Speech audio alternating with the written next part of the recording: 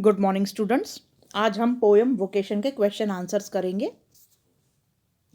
First question देखिए यहाँ, read the poem and complete the given lines from the poem.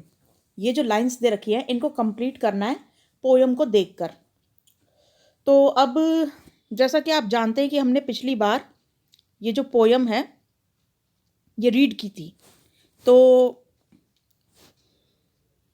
उसी poem पर चलते हैं, उसी वर्कशीट पर। यहाँ देखिए, ये 27 तारीख की जो वर्कशीट थी इसमें हमने पोएम को रीड किया था। अब वहां पर लाइन कौन सी लिखी हुई थी? ये आई wish I were a hawker. ये यहां पर इस वाली लाइन में लिखा हुआ है आई विश आई। अब ये यहां से लेकर यहां तक आपको उतारना है। तो आई wish I were a hawker spending my day in the road crying bangles crystal bangles. काश कि मैं एक हॉकर होता। हॉकर मतलब जो फेरी वाला होता है। काश कि मैं एक फेरी वाला होता, एक हॉकर होता। Spending my day in the road, और अपना पूरा दिन रोड पर बिताता, ये बोलते हुए बैंगल्स क्रिस्टल बैंगल्स, चूड़ियाँ, कांच की चूड़ियाँ। अब नेक्स्ट लाइन वहाँ पर लिखी हुई है I wish I were a gardener. उसने सेकेंड विश गार्डनर, एक गार्डनर बनने की थी, माली बनने की थी। तो यहाँ पर देखिए I wish I were a gardener digging away at the garden with nobody to stop me from digging. काश कि मैं एक गार्डनर होता। I wish I were a gardener digging away at the garden, और पूरे garden को खोद डालता। With nobody to stop me from digging, और कोई भी मुझे पूरे गार्डन को खोदने से नहीं रोकता। क्यों? क्योंकि वो गार्डनर है। तो अब थर्ड विश उसने क्या मांगी थी? वॉचमैन होने की। आई wish I were a watchman walking the street all night chasing the shadows with my lantern. काश कि मैं एक वॉचमैन होता, walking the street all night, पूरी रात में गलियों में घूमता। चेजिंग द शैडोज, चेज का मतलब होता पीछा करना, शैडो का मतलब होता छाया, छाया का पीछा करता विद माई लैंटर्न, और अपनी वो जो पुराने टाइम की जो लैम्प होता था जिसको हाथ में लेके लोग घूमते थे, उसके साथ पीछा करता शैडोज का। तो ये वाला जो था आपको थर्ड वाले में, इसको यहाँ पर आई wish I were a watchman यहाँ पर लिखना है। ये मैंने ऑलरेडी लिखा हुआ है, वो मैं लास्ट में एक बार ही दिखा दूंगी आपको। अभी सेकंड क्वेश्चन पे चलते हैं।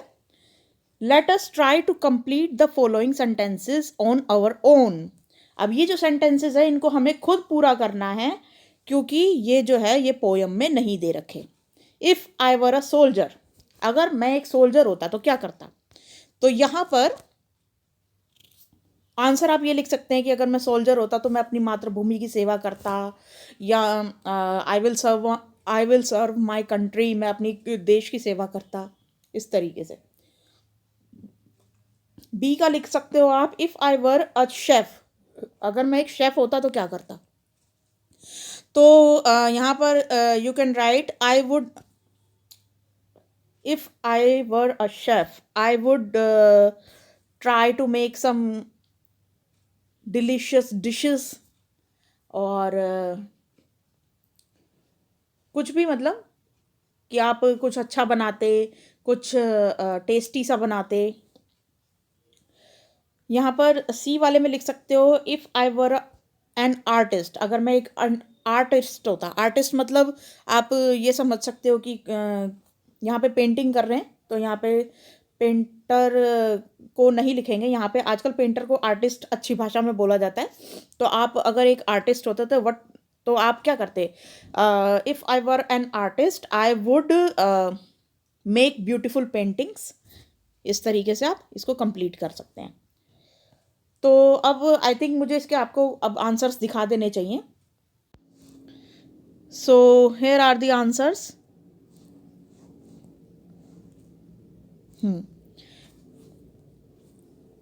फर्स्ट देखिए, I wish I were a hawker spending my day in the road crying bangles crystal bangles. I wish I were a gardener digging away at the garden with nobody to stop me from digging. I wish I were a watchman walking the street all night chasing the shadows with my lantern. तो ये जो है ये तो हमने सीधा सीधा copy कर लिया है पोयम से. अब जो हमें खुद बनाने के लिए कहा गया था वो था सेकंड वाले क्वेश्चन में. तो ये है let us try to complete the following sentences on our own. ये हमें खुद बनाने हैं. तो यहाँ पे फर्स्ट देखिए, if I were a soldier I would serve my country. अगर मैं एक सोल्जर होता तो मैं अपने देश की सेवा करता. B, if I were a chef, अगर मैं एक शेफ होता तो क्या करता, I would try to make tasty food. मैं अच्छा खाना बनाने की पूरी कोशिश करता. C, if I were an artist I would make beautiful paintings. अगर मैं एक आर्टिस्ट होता तो मैं बहुत सुंदर सुंदर पेंटिंग्स बनाता. अभी हम यहाँ पर थर्ड क्वेश्चन देखते हैं. हाँ, तो ये है थर्ड क्वेश्चन हमारा. हाँ, तो यहाँ पर थर्ड क्वेश्चन देखते हैं. Read the stanza from the poem and list out the verbs in the space provided. अब यहाँ पर ये जो स्टैंजा है ये उसी पोयम में से लिया हुआ है. तो इसमें से आपको वर्ब्स छांटनी है, क्रिया वर्ब्स छांटनी है यहाँ पर. तो लेट्स बिगिन. और उन वर्ब्स को यहाँ पर लिखना भी है फिर, जो जो आपने छांटी है. तो मैं यहाँ पर गोला लगा देती हूँ, आप लिख लेना. When at 4 in the afternoon I come, ये जो है ना कम, COME, कम, इसको आप लिखोगे यहाँ. कम का मतलब होता है आना. कम बैक, कम बैक का मतलब होता है वापस आना. जब 4 बजते हैं आफ्टरनून में तब मैं घर वापस आता हूँ स्कूल से. I can see through the gate, यहाँ पर सी होगा, सी का मतलब होता है देखना, तो ये भी यहाँ पर लिख दोगे आप. तो थ्रू द गेट, मैं अपने गेट से देखता हूँ. That house the gardener digging the ground, कि घर से जब वो बाहर देखता है तो देखता है कि गार्डनर जो है वो पूरे ग्राउंड को खोद रहा है. तो ये जो डिगिंग है ये भी आप यहाँ पे लिख दोगे. डिग का मतलब होता है खोदना. He does what he likes, यहाँ पर डज भी लिख दोगे आप. डज भी एक यहाँ पर वर्ब की तरह यूज किया गया है. व्हाट ही लाइक्स, वो वही करता है जो उसे पसंद है. तो लाइक का पसंद हो गया, डज मतलब करता है. With his spade, he soils, यहाँ पे सॉइल का मतलब होता है his clothes. He soils his cloth मतलब वो अपने कपड़े मटिया मेट कर लेता है. तो ये जो मटिया मेट करने की वर्ब है यहाँ पर सॉइल्स, तो ये भी आप यहाँ लिखोगे. His clothes with dust. Nobody takes, कोई भी उससे नहीं लेता, तो ये टेक भी आप यहाँ पे लिखोगे. हिम टू टास्क, कोई भी उसे किसी तरीके का कोई टास्क नहीं देता, मतलब कुछ भी उसे करने की ज़रूरत नहीं है किसी के कहने से, वो अपना काम खुद करता है. इफ़ ही गेट्स बेक्ड, अब यहाँ पर आप कंफ्यूज हो जाओगे कि गेट भी एक वर्ब है और बेक भी एक वर्ब है. तो आप अब बोलोगे कि मैम ये जो बेक है, आप बेक को आप वर्ब में नहीं डाल रहे हो, आप गेट को डाल रहे हो. तो देखो बेटा, ये जो देखो बेटा, ये जो ही गेट्स बेक्ड, ये जो पूरी लाइन है ना, इसमें जब भी हम ये सेंटेंस बनाते हैं तो यहाँ पे सब्जेक्ट प्लस वर्ब की फर्स्ट फॉर्म आती है. तो जो सब्जेक्ट के साथ लगा है, इसको पूरा ही मिटा देती हूँ. तो ये जो सब्जेक्ट के साथ लगा हुआ है ये तो हो गई वर्ब. गेट हमारी वर्ब है. और ये जो बेक है ना, ये बेक्ड है हमारा एडजेक्टिव यानी कि विशेषण. तो यहाँ पर हम गेट को वर्ब मानेंगे और इसको विशेषण मानेंगे. तो ये हमारी वर्ब नहीं है बेक्ड.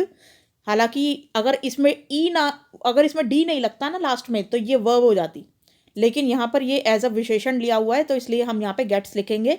तो यहाँ पर आ जाएगा गेट वर्ब के रूप में. He gets baked in the sun, वो धूप में बेचारा पक जाता है. और गेट्स वेट, और पसीने से भीग जाता है. गेट वेट, यहाँ पे फिर से गेट आ गया. वेट का मतलब होता है गीला हो जाता है. अब इंसान गीला कैसे होगा, पसीने से होता है. I wish I were a gardener, फिर से डिगिंग का आ गया. Away at the garden with nobody to stop me from the digging.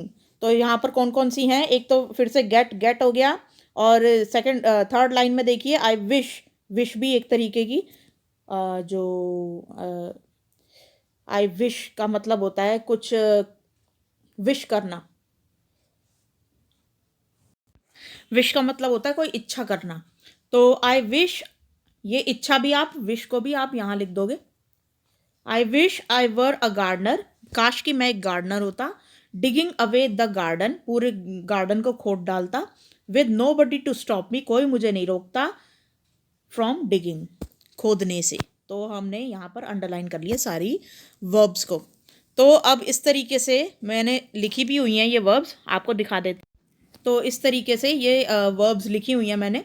तो यहाँ पर हमने कम को अंडरलाइन किया था, सी को अंडरलाइन किया था, फिर हमने किया था डिगिंग को अंडरलाइन। फिर उसके बाद हमने देखो यहाँ पे डज जो है ना ये एक्स्ट्रा आ गया है, वो उस वक्त मैंने लिखते टाइम मैंने देखा नहीं था, तो आप यहाँ पे डज को ऐड कर लेना, ठीक है। तो ये डज भी हो जाएगा।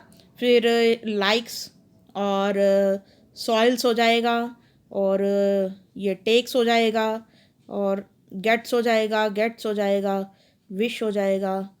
फिर उसके बाद ये डिगिंग हो जाएगा, फिर स्टॉप हो जाएगा, और फिर से डिगिंग हो जाएगा। तो देखो डिगिंग इसलिए मैंने 3 बार लिखा है, ठीक है। और गेट्स एक बार ही लिखा है, अब एक बार ही लिखना है, एक बार ही लिख दो, 2 बार लिखना है 2 बार लिख दो, ठीक है। तो आपकी मर्ज़ी है। डिग को भी अगर आपको, डिगिंग को भी 3 बार, एक बार ही 2 बार ही लिखना है तो लिख दीजिएगा, ज़रूरी नहीं है कि 3 बार ही लिखो। तो डज को ऐड कर लेना, क्योंकि ये मैंने अभी अभी देखा। तो अब ये जो है आपका फाइनल आंसर है। तो ये जो पूरी वर्कशीट आई होप आपको समझ में आई होगी इंग्लिश की। Thank you.